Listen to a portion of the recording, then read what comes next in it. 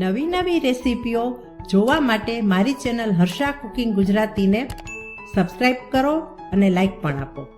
Harsha cooking Gujarati ચેનલમાં આપનું સ્વાગત છે. આજે આપણે બનાવીશું ફુદીનાની રેસીપી. ફુદીનામાંથી આજે આપણે એકદમ ટેસ્ટી અને ચટપટો નાસ્તો બનાવીશું. આ નાસ્તો છે ફુદીના ગાંઠિયા. ફુદીના ગાંઠિયા કઈ રીતે બને છે તેના માટે પૂરો વિડીયો તમે જરૂર જોજો. તો ચાલો બનાવીએ ફુદીના ગાંઠિયાની રેસીપી. ફુદીના ગાંઠિયા બનાવવા માટે અહીં સૌથી પહેલાં આપણે એક લીલી પેસ્ટ તૈયાર કરી લઈએ. 1 વાટકો ફુદીનાના પાન અને 5 વાટકી કોથમરી, 2 લીલા મરચાં, અડધું લીંબુ. બાકીની વસ્તુ આપણે જ્યારે પીસીએ ત્યારે હું મિક્સર જારમાં એડ કરું છું, એ પણ તમે જોતા રહેજો. મિક્સર જાર લીધી છે, હવે તેમાં એડ કરી દઈએ આપણે 2 લીલા મરચાંની પેસ્ટ. મેં અગાઉથી જ બનાવી રાખી હતી. જેટલું તીખું ખાવું હોય તેટલું તમે લીલા મરચાં તીખા અથવા મોળા લઈ શકો છો. ફુદીનો પણ ધોઈ લીધો છે, તેના પાનને તેને પણ આપણે એડ કરી દઈએ.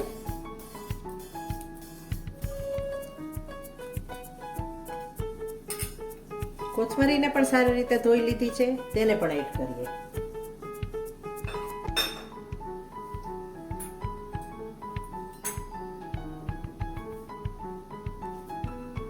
એક ટીસ્પૂન અજમા પણ નાખી દઈએ, કારણ કે આ ગાંઠિયા આપણે ચણાના લોટના બનાવવાના છે, જેથી પચવામાં સરળ રહે. તે અજમા પણ નાખી દઈએ, ફ્લેવર પણ સરસ લાગશે. અડધી ટીસ્પૂન મરી પાવડર, હિંગ ઉમેરી દઈએ 1 ટીસ્પૂન, 1 પિંચ હળદર,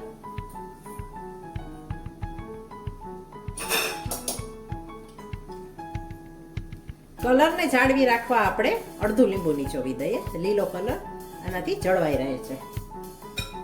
અને સાથે 5 ક્યુબ આપણે બરફના એડ કરી દઈએ.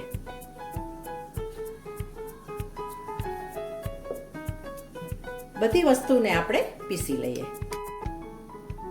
એકદમ લીલા કલરની પેસ્ટ તૈયાર થઈ છે. હવે આપણે ગાળી લઈએ.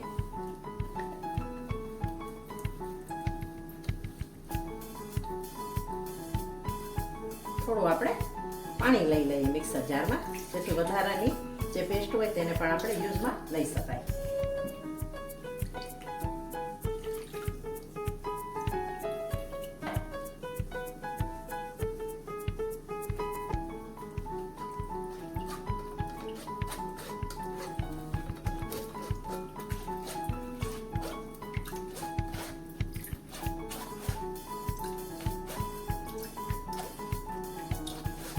ગાળવાનો મતલબ એ છે કે કોઈ થોડોક મોટો કોઈ દાણો રહી ગયો હોય મરચાંનો કે કોથમરીનો કે જો ડાળખા જેવું, તો એ આપણે ગાંઠિયા બનાવતી વખતે જાળીમાં નડે નહીં. લાગે પણ સરસ.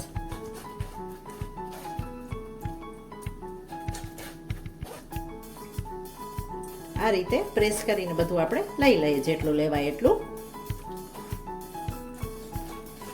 અને આ પેસ્ટનો પણ ઉપયોગ થઈ શકે. આપણે ચટણી બનાવવાની હોય લીલી, તો એમાં એડ કરી શકાય.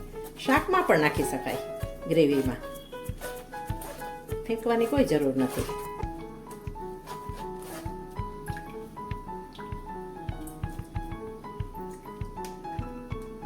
જોઈ શકાય છે એકદમ લીલું પાણી ફુદીનાવાળું તૈયાર થયું છે.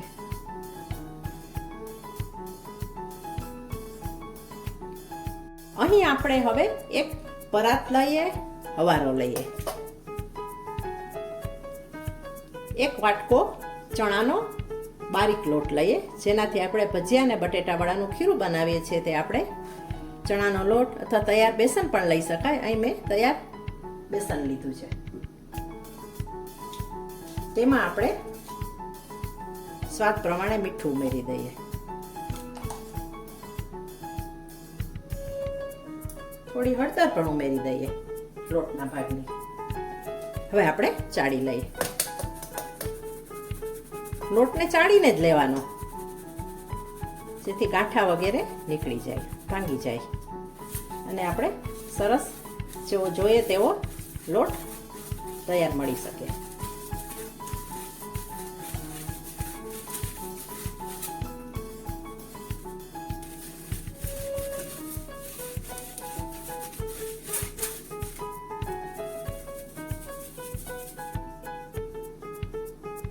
ચણાના લોટને ચાળી લીધા પછી હવે આપણે 2 ચમચી તેલ એડ કરી દઈએ, જેથી ગાંઠિયા પોચા બને.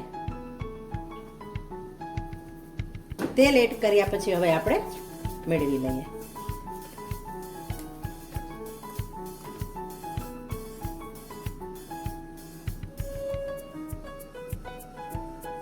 અને જે પેસ્ટમાંથી પાણી બનાવ્યું છે લીલું, તેને આપણે એડ કરી દઈએ. થોડું થોડું એડ કરતા જઈએ અને લોટ બાંધતા જઈએ.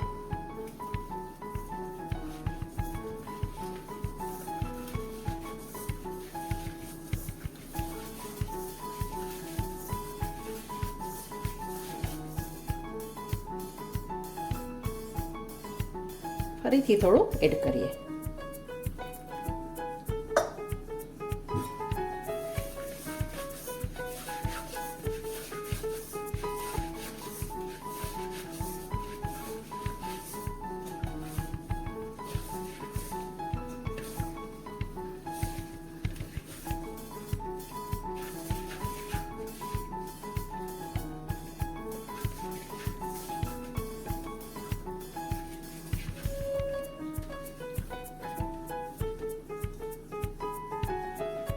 થોડું ઢીલું કરીએ આપણે, જેથી પાડવામાં સરળતા રહે અને પોચા બને ગાંઠિયા. બસ આટલું પેસ્ટ બચી જશે, તેનો આપણે બીજો યુઝ કરીશું.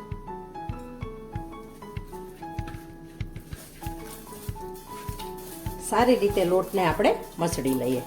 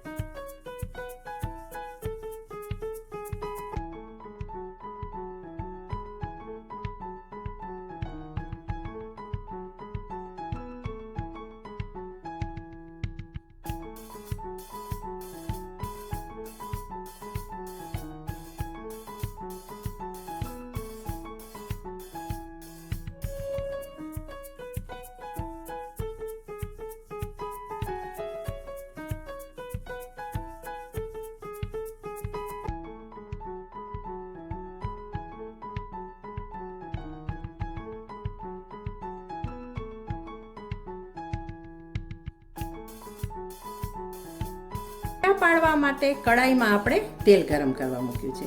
તેલ ગરમ થઈ ગયું છે. હવે આપણે ગાંઠિયા પાડીએ.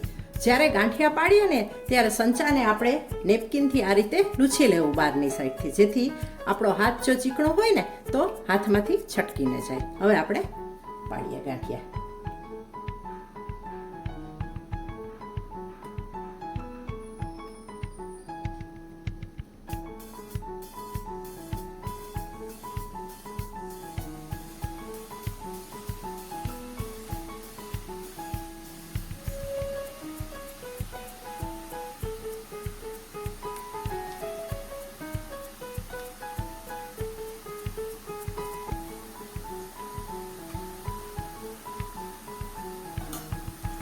ગેસની ફ્લેમને આપણે મીડિયમથી સ્લો જ રાખીએ, બહુ સ્લો ના રાખીએ, પણ મીડિયમથી સ્લો, ફાસ્ટ રાખવાનું નથી.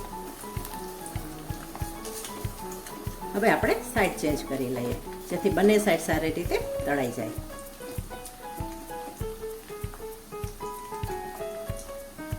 ફુદીના ફ્લેવરના એકદમ સરસ આપણા ગાંઠિયા બનીને તૈયાર થઈ રહ્યા છે.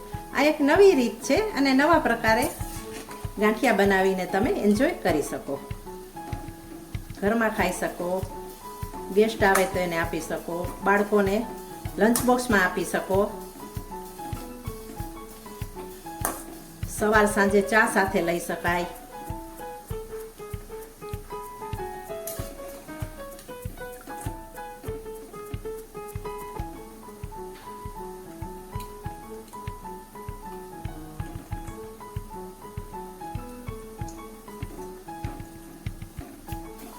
ઘરની વસ્તુથી બની જાય છે અને એકદમ ઈઝી છે. આ સેવનું મશીન તો ઘરમાં હોય જ બધાને, ચણાનો લોટ હોય અને કોથમરી, ફુદીનો, મરચાં તો હોય જ ઘરમાં, અજમા ને મીઠું ને, એટલે તરત બની જતી વાનગી છે. આ માર્કેટમાંથી પણ લાવવાની જરૂર ના પડે. જો ઘરે આ રીતે ડબ્બો ભરી લઈએ ને તો મહિના દિવસ સુધી બગડતું પણ નથી.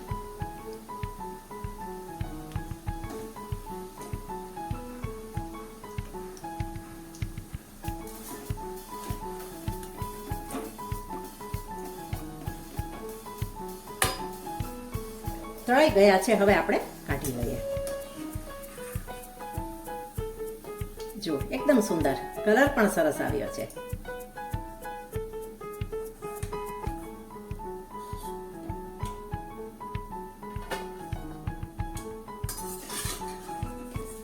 બીજા ગાંઠિયા પણ જે મશીનમાં લોટ ભરેલો છે તેના આપણે આ રીતે તળી લઈએ.